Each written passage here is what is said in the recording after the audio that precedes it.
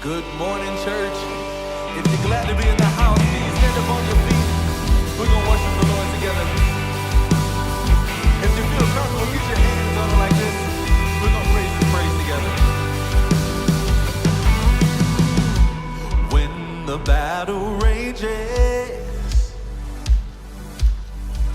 and when the fear is surrounding me, I will trust in your love, and my hope, it's only in the cross. When the mountain's shaking and my foundation is crumbling, I'll hold on to your word and your truth. You said it on the cross. Let's sing this out together. Say, it is finished, it is done. The war is over, death is gone. You've already won.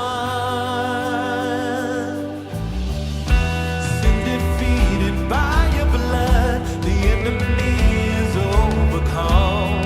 You've already won. I will not be shaken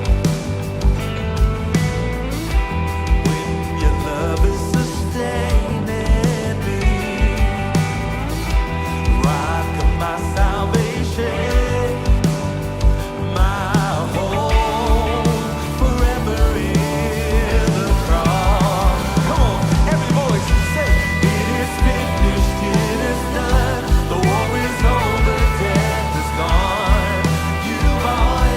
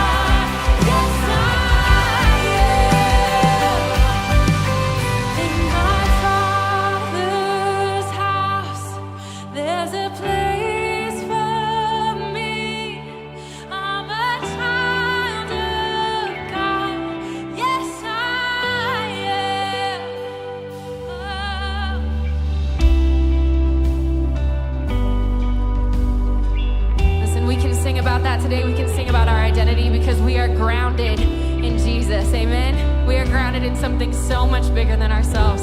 So we're gonna sing about that right now, come on. I put my faith in Jesus, my anchor to the ground, my hope and firm foundation. He'll never let me down.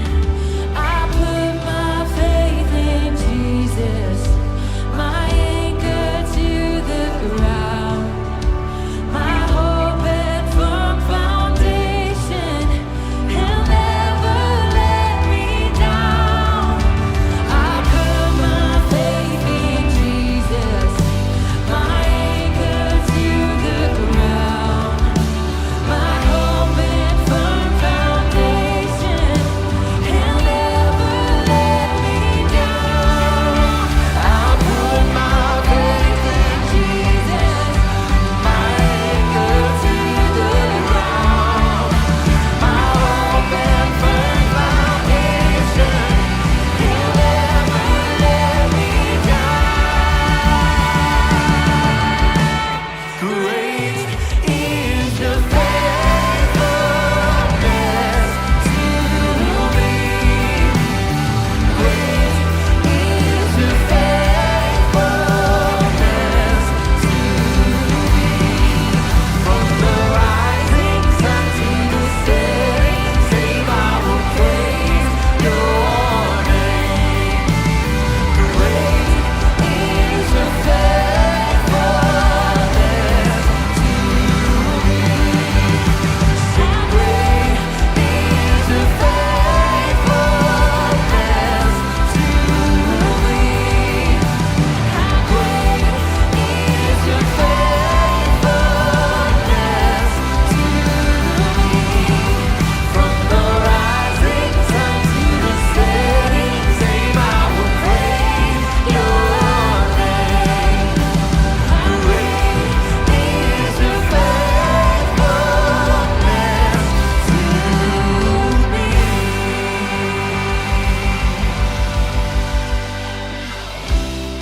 All right, good morning, Flatirons.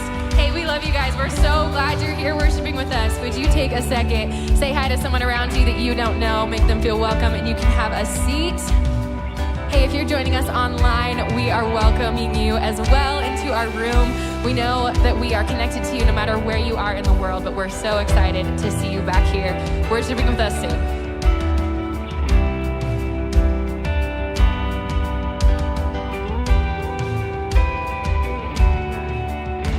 Hey, what's up, Flatirons? We are so glad that you're here this morning. We are honored that you would just take an hour out of your weekend to spend it with us, to invest in yourself, invest in your family, see what God has for us, whether you're here in person or watching online. Hey, my name's Jesse DeYoung. I'm the executive lead pastor here. I want to introduce you to somebody very special. This is Rachel. She serves in our kids ministry with Circle of Friends. Will you just welcome her? Good morning. So, yeah, we'll tell you more about Circle of Friends, but Rachel, you came to Flatirons, you've been coming for a few years. Can you just tell us a little bit about that story and who invited you? Yeah, so I started coming to Flatirons in 2017. I was actually getting coffee with my best friend one morning, and she was like, do you want to go to church with me and check out this cool place called Flatirons? And I remember, I was like, sure, why not? And I grew up in a traditional church, and so sitting in this audience and people laugh at church, it was a little bit of a culture shock. We like to laugh, right? But I just remember feeling very welcome, and so we started coming regularly. That's so cool. And that's so many of our stories too, which is like somebody just said, come and see, and here we were. And so you attended for a little while, then you jumped in and you volunteered. Can you tell us about that? Yeah, so when I first started coming to Flatirons, I felt like my life was whole, and slowly but surely after I started coming, everything just started falling apart. And so I know that Flatirons was brought to me as a place where I could not only have a place to learn about God, but to build a relationship with Him and to be able to get through what I was going through. Yeah. And so I wanted to give back to that, and I decided I wanted to volunteer. And I never thought that I would do kids ministry. Sure. But I was sitting in the audience, and they said that they were having to close doors because there wasn't enough leaders. So I decided to sign up and immediately heard about Circle of Friends and just knew that that's where I wanted to be. That's awesome. And for those of you guys that don't know, Circle of Friends, we're so proud of what you guys do. Circle of Friends specializes in caring for kids with special needs. And if you don't know much about parents who have kids with special needs, they just don't get a break. They don't get respite. And so for them to be able to drop their kids off with you all for an hour and just come into church and hear what God has for them, I mean, it's just incredible knowing that their kids are safe, they're gonna have fun, they're gonna be with great people. And so can you just tell us a bit about how volunteering and serving has made an impact on you personally? Yeah, so for me, it's definitely helped me to be more open-minded. You know, I love working with these kids. We do like a buddy system, so they get to choose a leader, and then we really just encourage them to participate and just really meet people where they're at. And so it's helped me to be able to do that not only here, but in my personal life with friends, coworkers, and so really just learning to help people where they need to be helped versus where I feel like they need to be. That's so good. Well, we really appreciate you. Will you guys just give it up for Rachel and for all of our kids ministry volunteers?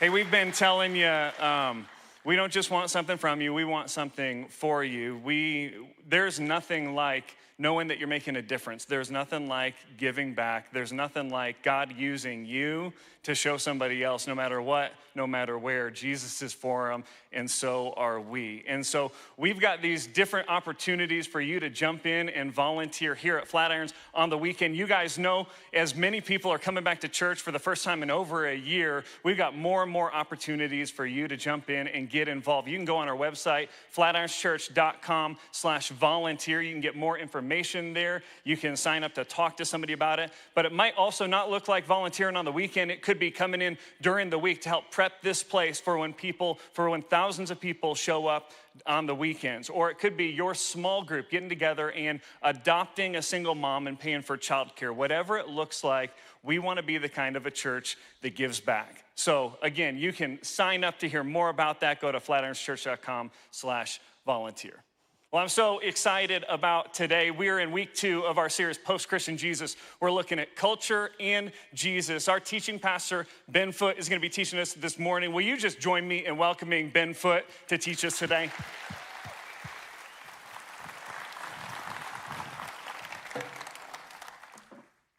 Hey, what up? Hey, good to see you. Glad you're here today. Hey, I say this often because it's just true. We're actually not alone right now. We're joined right now by all of our different campuses, which includes our brothers down in Lyman Correctional. We're joined by people watching online right now. So before we even get started, can you help me and welcome in the larger Flatirons family right now? Glad you're here. Hey, this is week 2 of our series called Post-Christian Jesus, all right? In case you missed last week, because I don't know, there's like something going on. It was the 4th of something or whatever. And you were grilling burgers and blowing stuff up in your backyard, which I did. If you missed last week, let me kind of explain what this series is all about. All right, the series is all about this. At Flatirons, we believe that Jesus is still the way. He's still the truth. He's still the life. We believe that Jesus is still culturally pitch perfect, even though we're living in a society that has become increasingly more post-Christian by definition. All right, what post-Christian means is that we're living in a society that largely rejects Jesus' values and no longer views Christianity as the main foundation for its ethics and its morality and its culture. All right, last week I spent 10 to 15 minutes kind of explaining what a post-Christian society looks like and what it is and why we're living in it. And I don't want to do that every single week. And so if you're here and you're like, I could use a little more clarification on that, after this, go back, watch week 1, and that'll kind of get you caught up to speed. But we believe we're living in a post-Christian society. And if you don't believe me, then anyone who shows up to this campus today, you saw the graffiti and the broken windows on the front side of your building. There's some proof for you. They're not the biggest fans of us, but at the end of the day, we're not bummed, all right? We're not even bummed about the graffiti because we know at the end of the day that we get together to follow Jesus, and we know that Jesus at the end of the day is the author and perfecter, not only of just our faith, but he's the author and perfecter of forgiveness and hope and mercy and grace, and that's why we're here, right? So we're not bummed about living in a post-Christian society. Instead, we're just trying to figure it out together. And so throughout this series, what we're doing is we're taking a look at a few different things that every single human being needs and desires, like at a core emotional level. We desire identity and peace and justice and joy. And every single week in here, what we're doing is we're taking those things and we're seeing how culture offers us a path to those things, and then also how Jesus offers us a different path to those things. And every single week, we're just asking ourselves a question, which is, who are we gonna trust when it comes to finding identity and peace and justice and joy? Are we gonna trust our culture, or are we gonna trust Jesus? And today we're ready to talk about peace, because every human being is dying for just a little more peace. All right, and you might be sitting out there and you're going like, I don't know, I don't really think about peace that often. I don't think I'm dying for peace. But my guess is that you're just calling it something different. All right, the Hebrew concept for peace, the biblical idea of peace, is called shalom. And what shalom means is it's a state of wholeness and completeness. It's a state where you feel like you're lacking nothing. And my guess is that very few of us can honestly say, yep, that's how I feel. I feel completely whole. I feel complete. I've never lacked a thing a day in my life. I bet that very few of us can say that. I don't know if maybe I'm pessimistic or something. I just doubt it. And I know this is terrible. I've never claimed to be perfect, by the way. I know this is terrible, but if one of you comes out to me after this and you're like, no, really, Ben, I've never lacked anything a day in my life. I'm whole. I'm gonna smile and nod, and in my heart, I'm gonna be like, you're a certain type of whole. That's for sure. I'm kidding.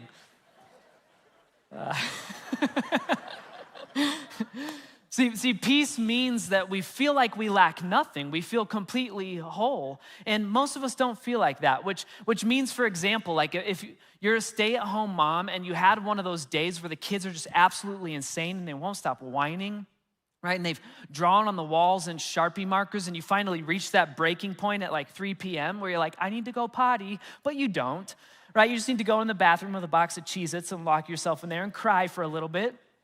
It's okay to admit that. Allie would tell you that's called Thursday at our house. But you're in there and you're crying because today you hate being a mom, and what you hate even more is feeling like that in the first place. In that moment, what you say you need is a break. And what you say you need is just a night away with your girlfriends. And what you say you need is a glass of wine. Those are all good things. But really what you're hoping lies at the end of those things is peace. You want to feel whole and complete. You don't want to feel like you're lacking anything in the motherhood department. What about for the men in the room? Let's see if I'm alone in this. Have you ever had a season where you just lie awake night after night and you can't really sleep because you just don't know how you're gonna keep providing for your family for decade after decade after decade, and you feel like your income is lacking, or you feel like your job skills and your job opportunities are lacking? In those moments when we're losing sleep, we say we need a raise, or we say we need that next promotion or a better job or a job in the first place. But what we're hoping lies at the end of that is peace. We want to feel whole and complete as our family's primary provider and protector. And we're told that we can find peace through Jesus. We're told this, in fact. We're told that the peace of God, which transcends all understanding, which means it's like a peace that you won't even be able to explain how peaceful you feel. It says the peace of God will guard your hearts and your minds in Christ Jesus. So we're told that we can find shalom through Jesus, this feeling of being whole and complete and lacking nothing. We're told we can find peace through Jesus, but we very rarely ever feel it. What's up with that? That's basically the question I want to tackle today is, what's up with this lack of peace in our lives? And I think there's probably, 1,000 reasons why we lack peace in our lives. But today I want to focus in on one of the biggest enemies to peace that I can see in our post-Christian culture, which is advertising. Now, some of you are sitting out there and you're like, give me a break, dude. You sound like a crotchety old man, okay? But hear me out, all right? Advertising, the point of advertising is not to make you aware of the things you genuinely need. All right, for example, you'll never find a commercial for the most basic needs in this life. You won't find a commercial for water, right? Maybe for bottled water and stuff, but you won't find one just generally for water. You won't see a commercial that's like, did you know you gotta drink like every day? Like you'll die if you don't do that. So head down to your local creek and grab yourself some water. You're not gonna see that advertisement because advertising is not meant to make you aware of what you need. Instead, the goal of advertising is to make you desire something that you don't need, which means that advertising is most effective when it makes you feel like you're lacking something in life, specifically whatever the advertisement is selling. What's interesting is that the advertising industry wasn't always this way. It used to advertise like what a product did and what you needed and why it could be useful, but this all shifted back at World War II, right? Brief history lesson here. The advertising industry, as we know it, exploded after World War II. And that's because when it comes to supply and demand, economics 101, because of war production over the 40s, America had gotten supply down. It had these well-oiled, fully functioning factories and assembly lines and enough people to man them. And so then the war ends and we have a demand issue. People get together and they go, okay, how are we gonna keep these factories open and keep these jobs in place and keep our economy growing if we're no longer making boats and planes and weapons and helmets for the war? And now you enter the advertising industry. Like if you ever seen that TV show, like Mad Men, it takes place, that kind of era was birthed after World War II and exploded through the 60s. And they got together and they realized we need to start focusing on creating desires in people's hearts to buy things they don't technically need. We need to create a demand that can reach our ability to supply. And we haven't looked back since. And so for 70 to 80 years now, American advertising has perfected the art of making you dissatisfied. dissatisfied. Now, here we are in 2021, right? Did you know that the average American, between phones, computers, TVs, billboards, you name it, the average American is exposed to between 6,000 and 10,000 advertisements every single day? And the majority of those advertisements have been based on incentive studies and research. It's gone through draft after draft. It was exposed to a focus group to get feedback, and then it was run on brief campaigns and regional test markets, all to make sure that by the time the ad hits your eyes, it is perfectly designed to make you feel dissatisfied with your current life, so that it can extend the false promise that if you only buy what the ad is selling, you will find satisfaction and happiness. You'll find an extra degree of peace. We're all being fed this constant diet, 6,000 to 10,000 times a day. This idea that you don't have enough yet, but if you just buy a few more things, then you can finally be happy. So buy the new iPhone and upgrade your car and make sure your clothes are in style, and then you'll be happy. We're even told that the dumbest stuff will make us happy. Like the other day, I saw a commercial and it was about this stay-at-home mom who's like had a terrible day and she's at her wit's end until she finally changed the brand of her fabric softener. Like, as if you didn't know that like the only reason they're terrible twos is because 2-year-olds are very particular about their fabric softener. It's ridiculous. But we're being told that we should buy the dumbest products and then we'll be happy. Here's the dumbest product I've seen in a while. So Allie and I, we for the last few months, instead of watching like Netflix at night, we'll read together in bed, right? We don't read together, by the way. I don't read out loud to her, right? We have our own books. We're not psychopaths. But so we read, and then we came across this product. It's so weird. They're called Lazy Readers, and it's a pair of glasses with mirrors on them so that you can lay down and read a book on your lap. This is the dumbest thing I've ever heard of. Do you want to hear something dumber? I bought a pair. I'm now officially the lamest person you know. I saw that and I was like, this is a dissatisfying way to read. My neck kind of hurts. We bought them. I get them in the mail. I put them on. Guess what? Makes you feel like you have vertigo and glaucoma like all at once. Did not bring me peace, just gave me a migraine. All right, we're being told that this dumb stuff will make you happy or give you a little more peace. And then in the last 5 to 10 years, like advertising has leveled up, and here's the proof of it. all right? Have you ever had that eerie moment? Literally just got chills thinking about it. That eerie moment where, let's say, for example, you're hanging out in the backyard with some friends on 4th of July at a barbecue and you see their fire pit and you're like, I kind of want to buy a fire pit like that. I like that. And then 5 minutes later, you're checking Facebook and you're seeing advertisements for fire pits and you're like, my phone's listening to me, right? Here's the good news. Your phone is not listening to you. Here's the bad news. It's way more terrifying than that. Here's what's happening when that happens. It's that advertising agencies are using something called big data, all right? I don't know if that should be pronounced data or data. I just know that saying big data sounds like a pimp name. So, sounds like a Biggie Smalls song. I like it when you call me Big Dad. So I'm not gonna say it. I'm gonna say data. All right, so here's what big data is. I'm glad you laughed at that. I didn't know if you would.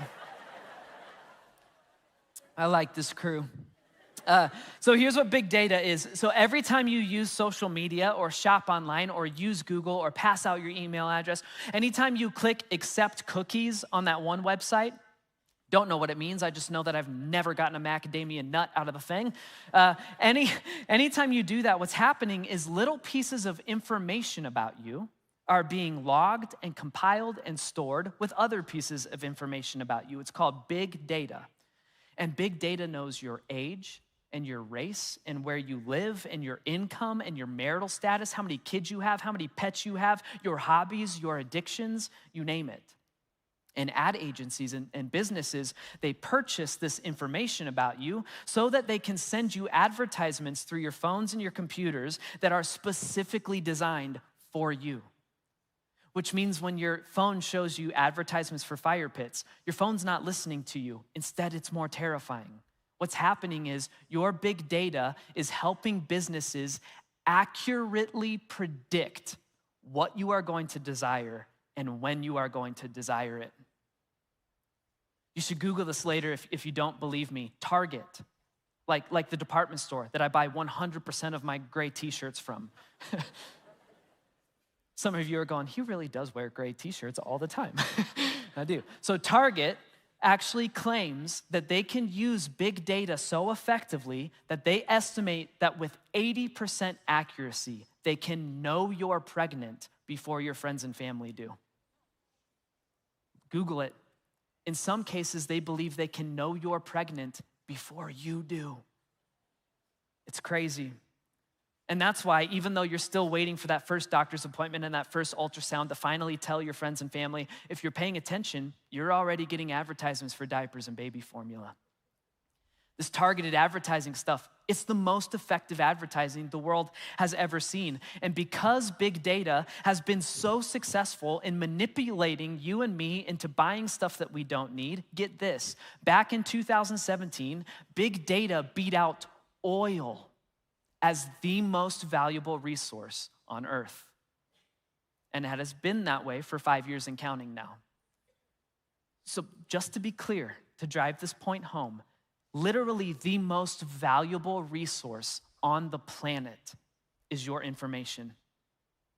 It is your demographics and your deepest desires and your spending habits so that you can be manipulated into buying things you don't need. Remember our biblical definition of peace. Peace is a state of wholeness and completeness, a state where you feel like you lack nothing. Of course, it's difficult to feel whole and complete and feel like you lack nothing when 6,000 to 10,000 times a day you are seeing ads that are specifically designed to make specifically you as an individual feel like you're lacking something in this life. We're being bombarded with the constant subconscious message that you aren't yet as happy as you could be. And this consumerist, materialistic advertising machine in America, it's constantly making us a promise that it knows it can't keep. The promise is that money can buy peace. With enough money, you can buy enough things to finally feel whole and complete, but it's not working. In fact, according to recent studies, the average American in 2021 makes more money than any average American in the past, So on average, we make more money, we own bigger houses, and we have more secure jobs. And yet at the same time, America is currently the most mentally ill civilization in measurable history. 1 in 5 of us are struggling with anxiety and depression. I'm one of them. And according to these studies, the number one thing that the average American is worried about is making more money, because we've been convinced that peace can be purchased. And so we have, of course, the constant feeling that really you could use one more pay raise, and the nagging feeling that maybe we are running out of space, we could use a little bigger house, and you've got that panicky feeling that you probably should just go against every innate fashion sense in you and just buy the 90s mom jeans so that you can fit in, whatever. And that's because culture has promised us that money can buy peace, and we swallowed that false promise hook, line, and sinker. See, Jesus knew that money would always threaten to take the place in our hearts of the real God. He always knew that. He knew that we would be tempted to place our faith and our trust and our hope, not in the God who promised us peace, but in the false security offered to us by that number at the top of our online bank account. In Jesus' most famous sermon, his Sermon on the Mount, he said it like this. He goes, no one can serve 2 masters. You just can't. Right? You're either gonna hate the one master and love the other, or you'll be devoted to the one and you'll despise the other. You cannot serve both God and money. He says at the end of the day, most of us are going to end up bowing to and worshiping and serving one of 2 gods, the God of the universe or the lowercase g God of money. And as much as we try to convince ourselves that we can do both, we can't. You cannot place all of your faith, hope, and trust in both God and money. And so he says that, and it's convicting. And immediately what's interesting is the very next words out of Jesus' mouth are all about peace versus anxiety. The very next words out of his mouth are this. He says, therefore, I tell you, do not worry about your life, what you're gonna eat or drink, or worry about your body, what you will wear. He says, therefore, which ties it back into the money stuff. He goes, based on all that money stuff, don't worry about the things that you need to spend money on. And then he illustrates it. He goes, for example, think about birds. Birds aren't flying around every single day, just worried about where their very next meal is gonna come from. That's because God feeds them. And he says, think about flowers, right? Flowers aren't worried about whether or not their outfit is in style. That's because God clothes them. And then Jesus goes, even kings don't dress as well as the run-of-the-mill flowers you'll find in your neighborhood park.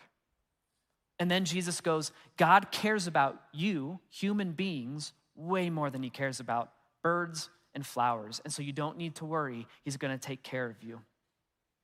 And then Jesus wraps this mini sermon on money and anxiety. He wraps it up by saying this. He goes, so instead, seek first God's kingdom and his righteousness, and all these things will be given to you as well. Therefore, don't worry about tomorrow. Tomorrow can worry about itself.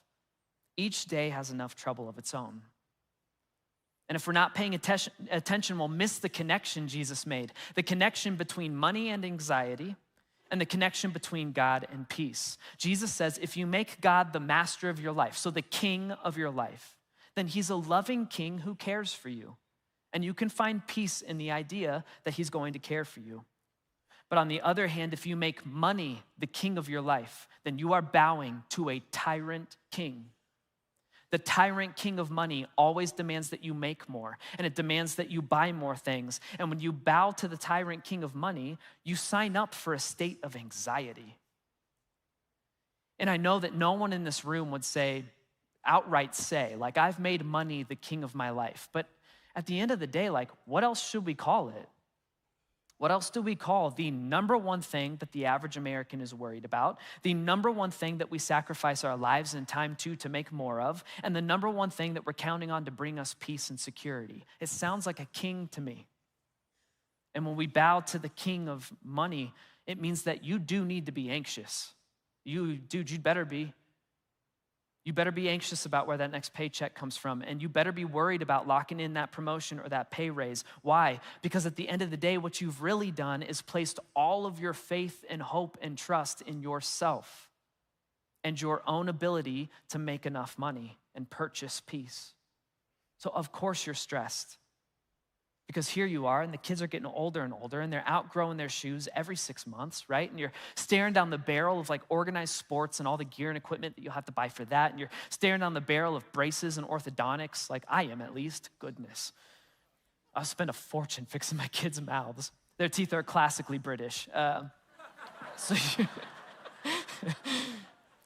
And on top of all that, you're staring down the barrel of retirement, right? And how else are you gonna be able to quit the job that you hate that brings in the money that you think is gonna purchase you peace if you don't have even more money sitting around in a 401k somewhere? And here we go, we're all bowing to and pledging loyalty to the tyrant king of money as we kill ourselves in anxiety and worry. How in the world am I gonna be able to keep it up? Like, when am I ever going to be able to afford peace? Listen, the promise of our culture, we see it 6,000 to 10,000 times a day in advertising. The promise is that we must bow to what Jesus calls the tyrant king of money. Why? Because peace is what you're dying for, and money can buy peace. And then for 2,000 years and counting now, Jesus has been trying to lovingly tell us the truth. And what he's been saying to us is money can't buy peace. If it can buy anything, it can buy you anxiety. When you put your faith and trust in money and the false promise that peace can be purchased, you're asking for a lifetime of anxiety. But when you put your faith and trust in God as your provider and your protector, you can discover peace. The choice is between money and anxiety or God and peace. So practically speaking then, how can we take a step toward peace? How can we take a step away from all of our faith and trust being in our bank account and then put our faith and our trust in our God who says he'll provide for us? Well, the easiest, most practical way to do that, it is something that every single person can do this week and the next week and the next week, is the millennia-old Christian spiritual discipline of generosity. All right, in the book of Acts, Paul quotes Jesus, and Paul gives us like this little secret to living the good life. Paul says this is Paul, he says, "I've not coveted anyone's silver or gold or clothing. Instead, in everything I did, I showed you that by this kind of hard work, we must help the weak, remembering the words the Lord Jesus himself said." And then he quotes Jesus. Jesus said, "It is more blessed to give than to receive." Paul says we should follow his example because his example is based on Jesus's example. And Paul says he didn't covet money, or in other words, he didn't obsess over what he needs and what would make him happier if only he could afford it. Instead, he focused on putting in the kind of hard work it took to, quote, help the weak. Or in other words, to give away the resources he did have to help the people who didn't have enough. And then what seems backwards at first is that Paul discovered that the more he gave away to help others, the more he himself felt blessed. See, according to both Paul and Jesus, two things happen when we're generous with our money. The first thing is other people are blessed, and we understand that one. All right, it's like we know that, for example, if you buy dinner and drop it off for the friends of yours who just had a baby, we understand that that act blesses that family. Even if we don't understand it, you can't change the fact that like we're commanded to live that way. Christians are. Which means if you're not a Christian and you're just here checking the church thing out, first of all, welcome. You're also off the hook right now. I'm not talking to you specifically, even though even you know the people you admire the most in life are generous people. But for the Christians in the room, we're told to live this way. We are commanded to live this way, whether you're lower, middle, or upper class. And we're told to live this way because Jesus first lived this way toward us. We're told this in 1 John. 1 John says this is how we know what love is, right? Jesus Christ laid down his life for us, and so we ought to lay down our lives for our brothers, which means if you claim to follow Jesus, our entire definition of love is supposed to be all wrapped up in the fact that Jesus gave himself away for us. And then in return, we're supposed to give ourselves away to other people. And I know, I'm with you, it's tempting at first to write off the money stuff and go, well, I give myself away by being encouraging or by praying for other people or by being a good listening ear. Those are all fantastic things. Keep doing those things. But we can't weasel out of the very next verse in 1 John, which is this: if anyone has material possessions, money and stuff, and sees his brother in need but has no pity on him, how can the love of God be in him? Dear children, let us not love with words or tongue, but with actions and in truth. Or to put that last part in my own words, dear children, put your money where your mouth is. Don't just say you love people. Open your doors to them. Don't just say you love people. Open your pantries to them. And then don't just say you love people. Open, and now everyone's going, don't say it, don't say it, don't say it. Open your wallets to them. Put your money where your mouth is. Listen, I wish we could, but we can't avoid the command to give away our money in order to bless other people. It is cover to cover in the Bible. But again, the crazy thing is that Jesus says it's actually more blessed to give than to receive. So Paul and Jesus, again, they say two things happen when we're generous with our money. The first thing is that other people are blessed, which we understand. The second one is that we end up getting blessed. You are blessed when you do that. And honestly, you can't get more countercultural than that. Like we've talked about, our culture has bought into this idea that peace can be purchased, which means peace is found in receiving more money so that we can buy and receive more things and hopefully then receive more happiness and satisfaction. But Paul and Jesus are both saying the same thing. They're saying that peace actually isn't found in receiving. Peace is found in giving away. Paul claims that the more he gave away, the more he realized he didn't lack anything. And Paul claims that the more he let go of trusting in money, the less anxious he felt. Why? Well, because when we're generous with our money, it's an act of faith. It is an act of letting go. Letting go of the tyrant king of money who keeps making us the promise that it can purchase us peace. We let go of that so we can take hold of God. What we're doing is we're saying, all right, God, listen, right now I'm actively trusting you. I'm trusting that this money and my bank account will not bring me peace. Instead, I trust that you will. And so I'm hanging on to you. And I'm going to consider you my ultimate provider. I'm going to find my peace in you. It's letting go of anxiety and holding on to peace. And so here's the challenge this week. If you want to take a step away from the anxiety that comes with trusting in your bank account and take a step toward the peace that comes with trusting in God, then the challenge is this: bless others and yourself by being generous with your money. And I'm not dumb. And so I know that immediately that idea coming from me, a pastor, in the middle of a sermon, it makes some of us cringe. At the same time, I'm not cringing. And that is because, first of all, God has commanded it of us cover to cover. And then second of all, I know from personal experience, it actually ends up blessing you. Plus, just in case, like if you want to take a fresh breath of air, like I really mean it when I say this. The point of this sermon today is not to give money to Flatirons. All right? Genuinely. Like, personally speaking, just personally speaking, that is what Allie and I do. All right? We routinely give away our money and we give it to this church as an act of worshiping and trusting in God. And we chose to give our money here because I get to see behind the curtain of this place. Like, I get to see how things actually work. And so I know and I have the complete assurance that the money Allie and I give is actually being spent to bless other people. Our CFO here, his name is Michael Kane. He's one of the greatest people I know. He doesn't get enough credit, but Michael's entire job is he works tirelessly to ensure that 100% of the money that you put in a blue bucket at the back or that you donate online is spent faithfully to help other people. You can ask anyone on staff at Flatirons who has been begging for new Xerox machines for a decade now. Like, these things don't work. And he's like, that doesn't bless other people. And we're like, dang it, okay. I love it about him. At Flatirons, all the money you give is spent to either help us more effectively share the awesome life of Jesus with people who don't know it's awesome yet, or it's spent to take care of the immediate needs of people in our cities and near our campuses, or it's spent to take care of the immediate needs of people living all over the world. And so for Allie and I, we give our money to this place.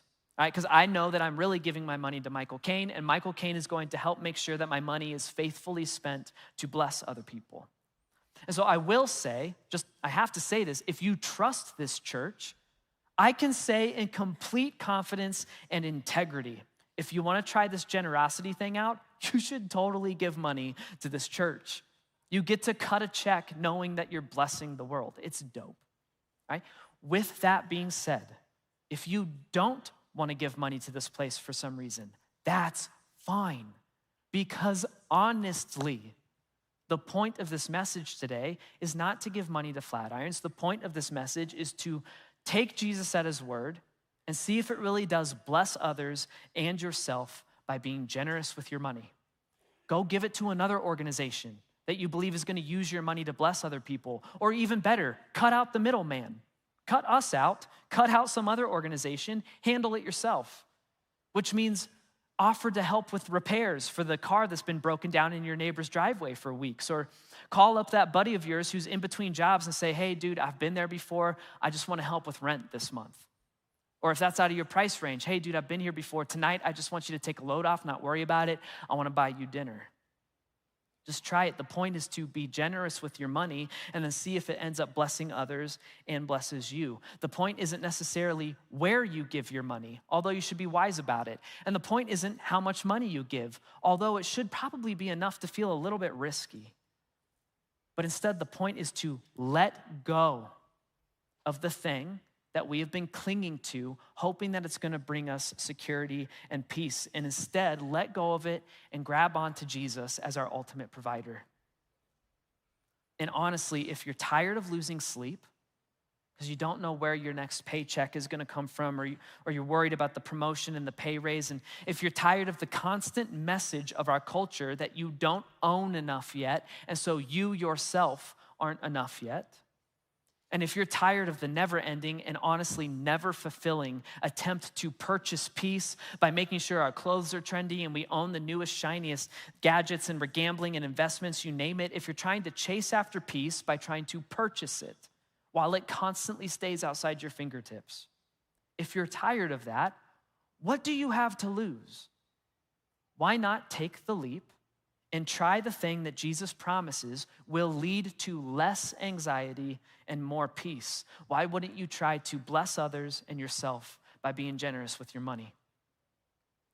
Culture says that peace is found in receiving more. And Jesus says peace is found in giving more away.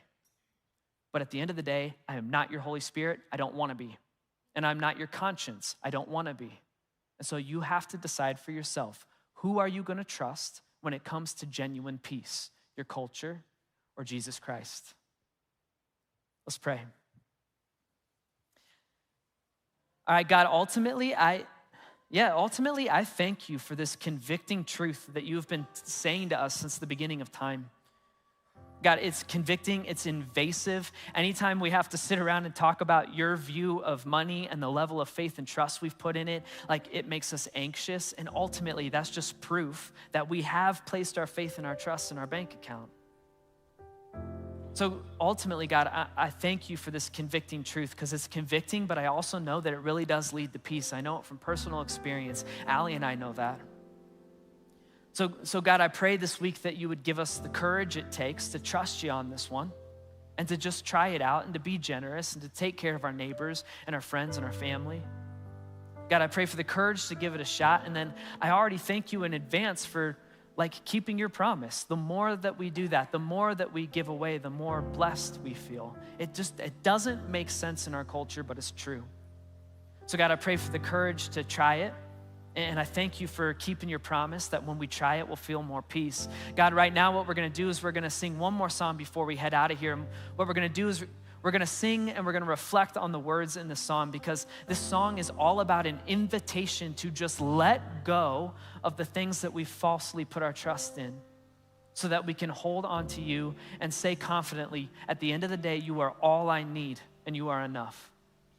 So God, as we sing that right now, would that be an act of worship to you? Give us the courage to try this generosity thing throughout the week. I love you very much, and I pray this in the name of your son, Jesus Christ, who was the first to give all away for us. I pray this in his name, Jesus Christ. Amen.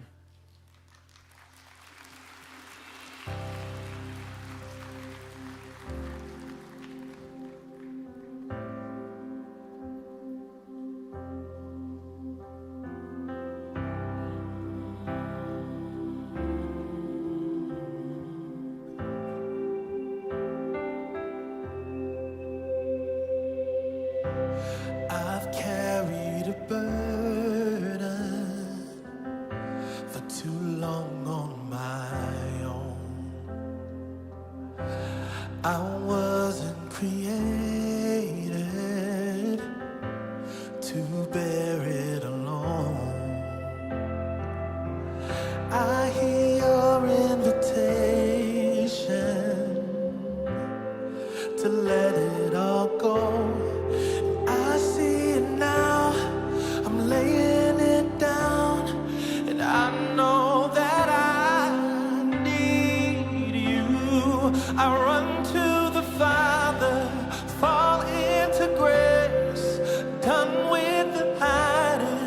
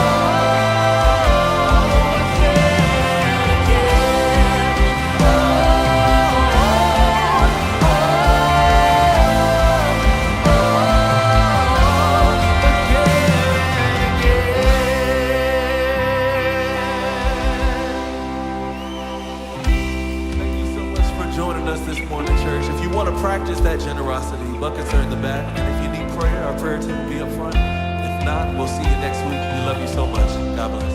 Contact them at flatironschurch.com/care. And if you want to take that next step, like what Ben was saying, we rely on your generosity here at Flatirons for everything, from Kidsmen to student camp next week to the service you just watched. The easiest way to give is through our app. You can download that right now or give online at flatironschurch.com/giving. Lastly, I'd love to see you back next week at one of our campuses. All of them are open or right here online.